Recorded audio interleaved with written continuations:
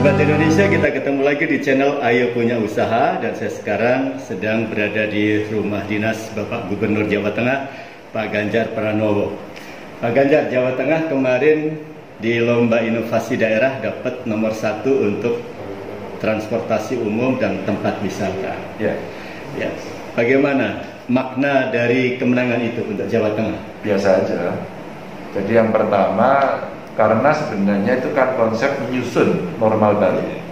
Lombanya itu konsepnya menyusun normal baru. Dan yang dilombakan sebenarnya juga konsep.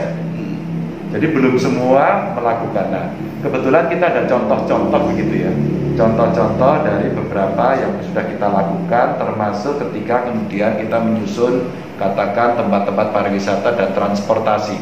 Nah, ini menurut saya penting untuk ditampilkan. Sebenarnya yang ketiga, Mas, yang kita juara 3 dari PTSP pelayanan publik. Ya, jadi kita juara 3 ya, 3 juara maksudnya. Nah, dari situ sebenarnya ini layanan yang coba kita berikan pada masyarakat, dan semua sudah tidak berjumpa karena bisa disubmit semuanya. Tapi artinya ya dengan itu kita punya tanggung jawab moral untuk memperbaiki sistem transportasi dan pariwisata yang memang itu lagi kita getolkan. Yang pariwisata saya getol banget, Pak. Cuman yang transportasi sebenarnya belum. Maka yang kita lembakan itu yang Transjateng. Karena Transjateng ini punya kami, sehingga nggak ada target setoran. Karena nggak ada target setoran, maka sebenarnya mereka jauh lebih leluasa untuk bisa mengelola. 50% saja, kan nggak ada setorannya. Mau 100% tempat duduk, 50% dia nggak setor, dia karena kita gaji. Nah, itu jauh lebih manageable. Nah, tentu yang seperti ini tidak mudah dilakukan untuk yang swasta. Kira-kira yang kemarin dilakukan apa, Pak, ya, sehingga kita bisa di juara 1 untuk tempat wisata misalnya? Oh, itu yang paling tahu tentu dari kementerian yang menilai kan. Hanya kita memang mencoba mendesain seandainya dalam pariwisata mereka ngantri tidak benar, teguran apa yang dilakukan. Ketika kemudian dia lupa untuk menggunakan masker, apa yang kita lakukan? Sebenarnya hal yang simpel. Bagaimana mengatur urut-urutan? Bagaimana kalau ada yang nyelonong? Sistem atau situasi yang simulatif ini sebenarnya yang coba kita tampilkan untuk menunjukkan kesiapan, termasuk yang terjadi di angkutan umum itu. Apakah dengan kita menang berarti sektor itu lebih siap, Pak, untuk memasuki era tatanan baru? Sektor itu bukan lebih siap, sektor itu lebih kita siapkan. Sebenarnya kita siapkan banyak, tapi dari sekian yang kita ajukan, nggak tahu kok yang menang yang itu ya. Jadi kami memang getol menyiapkan untuk yang pariwisata, dan transportasi itu sebenarnya bagian dari diskusi yang belum selesai. Ya, makanya saya kasih contoh, kalau transportasi menurut kami seperti ini. Pak Ganjar kok yakin banget seperti itu? Ya yakinlah, karena apa? Tidak ada target setoran, dia maka kami atur dengan penjarangan yang bisa kita lakukan dengan check-in yang sangat ketat gitu. Jadi ini yang memang kita coba lakukan. Sebenarnya yang layanan publik juga penting, Mas. Makanya yang PTSP itu mestinya kalau menurut saya ini jauh lebih bagus karena tidak ketemu orang, tidak ketemu orang sama sekali. Ya, kalau misalnya sektor untuk transportasi yang bisa disiapkan ini adalah yang milik pemerintah, untuk yang milik swasta? Yang milik swasta agak berat, apalagi angkutan yang kecil-kecil. Yang kecil-kecil itu ngaturnya kan rumit, karena jaraknya pasti pendek sekali gitu kan, membuat batasannya pasti menghilangkan ruang begitu, dan ini cukup sulit. Maka ini belum selesai. Ya, dan butuh setoran ya. Dia butuh setoran karena ada target, kalau enggak kan nggak bisa punya nilai ekonomis. Ya, yang sudah keluar muncul untuk transportasi publik sekarang mengajak orang bersepeda. Ini muncul ide baru. Atau ngatur yang pesawat terbang itu gampang karena langsung dibatasi. Nah, sama pesawat terbang juga menghitung ekonominya sendiri. Yang berikutnya kereta api sangat mudah karena juga milik pemerintah kan. Maka publik bisa didorong menggunakan transportasi jenis ini. Ya. Tempat wisata kemarin saya baca ada 50 tempat di Semarang ya, wisata dan hiburan. Itu yang sudah mengajukan rekomendasi, tetapi sampai kemarin belum dapat rekomendasi juga untuk, padahal mereka sudah kepengen buka.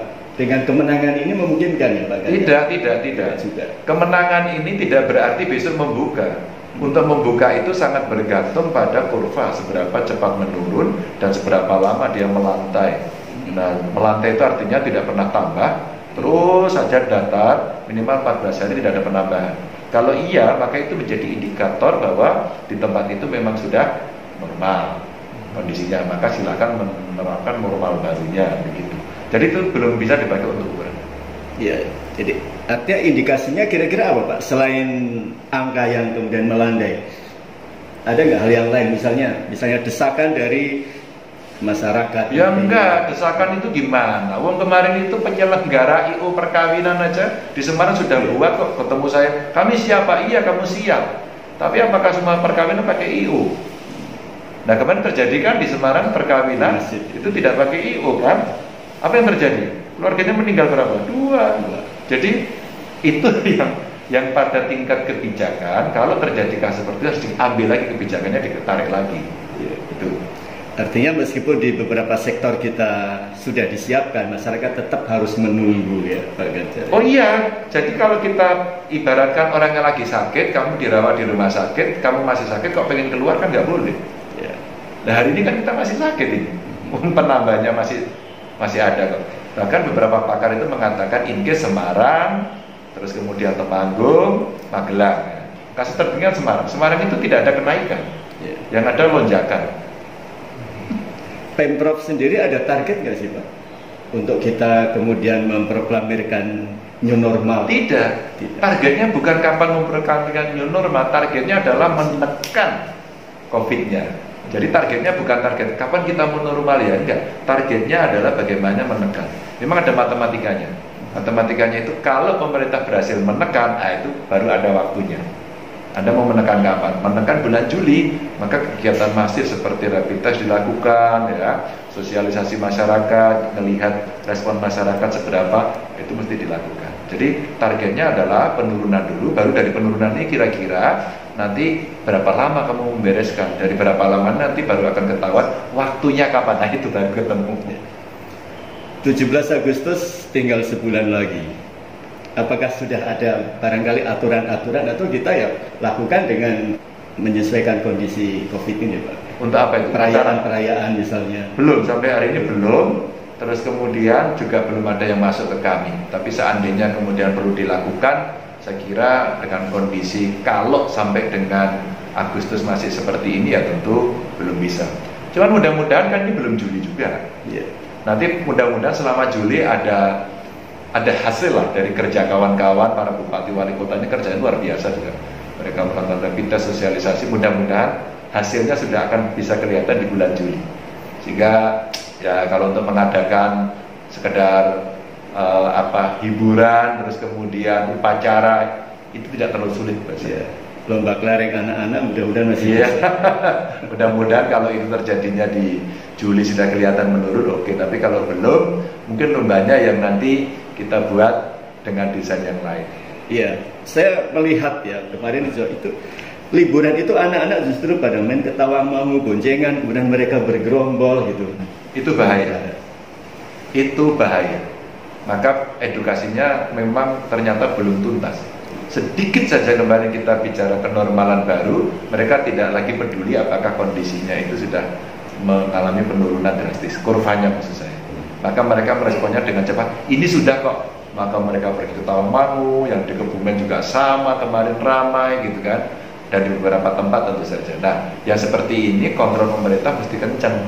Kalau seperti itu harus dibubarkan, kalau perlu ditutup. Termasuk seperti pasar dan sebagainya. Kalau kita nemu dan itu tidak beres, segera tutup. Ya. Kemarin Pak Ganjar mengatakan juga kita jangan malu untuk mencontoh kepada daerah lain yang lebih berhasil di sektor tertentu. Kira-kira apa sih Pak yang dari kita harus ditingkatkan? Ada banyak ya. Tadi kita habis diskusi dengan televisi soal pasar ya. Pasar kemarin yang menang dari Jawa Timur. Oh bagus di Jawa Timur. Jadi pasar tradisional dikasih penyekat, jaraknya agak lebar, dan ternyata ini bisa membuat lebih manageable di tingkat pasar gitu ya. Jadi pengelolaannya lebih baik. Maka ini yang perlu kita dorong. Jadi kita bisa saling berbagi pengalaman atas kemenangan-kemenangan itu. Oke, baik Pak Gubernur, terima kasih banyak waktunya. Mudah-mudahan kita bisa menekan penyebaran COVID dan kita yang akan menjadi pemenangnya. Matur nuwun.